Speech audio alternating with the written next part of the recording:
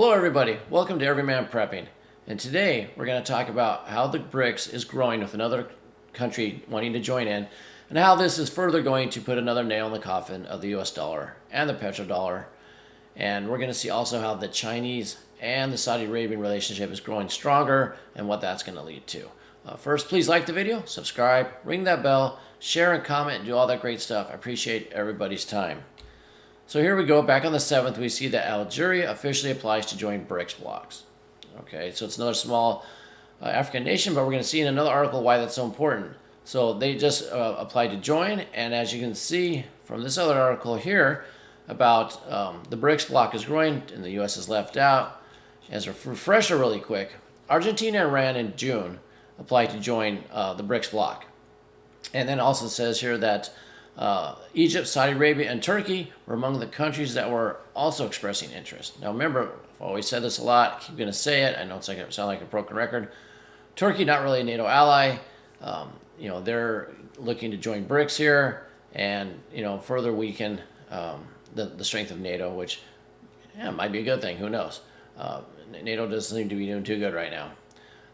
Now, this is going on here by a summit held by China. It says Algerian president, I'm not going to try to pronounce his name because I'm sure I'll butcher it, that he said the continued marginalization of developing countries with the various institutions of global governance constitutes a sure source of instability, inequity, and development. So that's a lot of big words. So what's that mean to the everyman? Well, basically the Algerian president is saying is that the United States, the West, is marginalizing smaller countries, developing countries.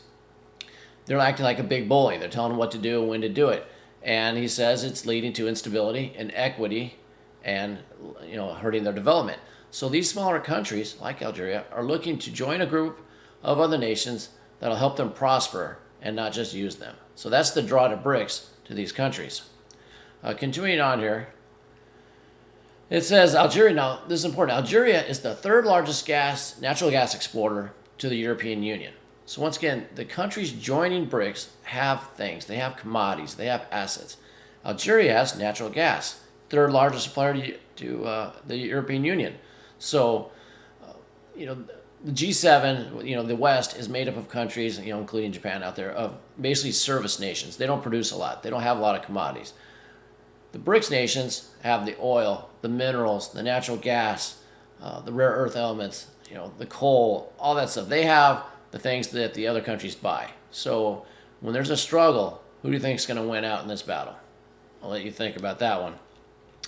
Then going on here, it's talking about Saudi Arabia being a fast-growing nation. It says it's because the Crown Prince of Saudi Arabia and the Saudi Arabian government have very big plans to diversify the economy, which is very important. Diversifying the economy means getting away from the petrodollar, getting away from having to use the dollar and going into whatever the Brics currency may be. It might be yuan, might be ruble, might be whatever you want to trade in. Maybe trade in whatever country's currency you're dealing with. So that's what they're looking for right there. And then let's go on to the last article here where it says China's Xi Jinping to visit Saudi Arabia amid global reshuffling. Okay. And it says here, there's with China and Riyadh, it says advance a vision of multipolar world where the U.S. no longer dominates the global order. So basically, China and Saudi Arabia is saying we don't want to be dominated by the United States anymore. We're going to have our own system. It says Beijing attaches great importance to the development of the Chinese-Saudi relations and places Saudi Arabia as a priority in China's overall diplomatic policy. So they're really pushing hard for Saudi Arabia. China's trying to pry Saudi Arabia away from the petrodollar and the U.S. And once they do that, they know that'll cause huge problems for us in the United States. Because I went through this before, but the United States exports our inflation by using the petrodollar, by making other countries buy our dollars. By buying all the dollars we print here and making people trade in it, that exports the inflation. Inflation is an increase in the money supply. So when there's an increase in money supply, inflation goes up. But if those dollars go overseas to do trade, it doesn't hurt. It doesn't cause our inflation to go up. It didn't used to, at least in the past. You're sitting around that 2% because it got exported out. If no one buys our dollars and the dollars stay here, we're going to hit a hyperinflation. And that China knows that, and that's what they're trying to do. Continuing on here, down here a little bit, I have a few more things here. China is now the biggest buyer of Saudi oil. It used to be the United States, but now it's China. And it's followed by India. What do you know? Brics people. The Brics people are the largest buyer of Saudi Arabia oil. So who do you think Saudi Arabia is going to start favoring? Do you think they still want to keep that US dollar? No. And it says Beijing has sold drones to Saudi Arabia, helped us manufacture ballistic missiles that the U.S. refused to because of proliferation concerns, and helped construct a facility in Saudi Arabia to fabricate uranium yellowcake. It says an early step along the path to a civil nuclear energy program. So China is really digging in deep into Saudi Arabia. They really are trying to get their nails everywhere and get entrenched and pry away the U.S. because they know what it'll do. So as a summary to all this, what we need to know, what you need to know is our U.S. dollar is getting weaker and weaker every time Brics grows. And it's going to start snowballing. You know, we got 2 or 3 countries going. And you'll hear a lot of people out in the mainstream saying, oh, Brics is just it's a tiny group of third world nations. They're poor, no big deal. Remember, they all have all the toys, they have all the goods. And, we buy all the toys. And the toys being commodities, oil, gas, minerals, whatever. And usually the one with the toys wins in the end. And they know that. Even though once you get to a bunch of small nations, going into a large group, you're going to have the West left out. Meaning our inflation skyrockets, our dollar dies. And so you need to protect yourself. How do you protect yourself? Well, you don't keep, this is the time where I say not a financial advisor. These are just opinions. This is just the Everyman giving you some ideas. But you want to use your fiat money you have now, your dollars, get rid of them. Pay your bills, and then buy assets with the rest.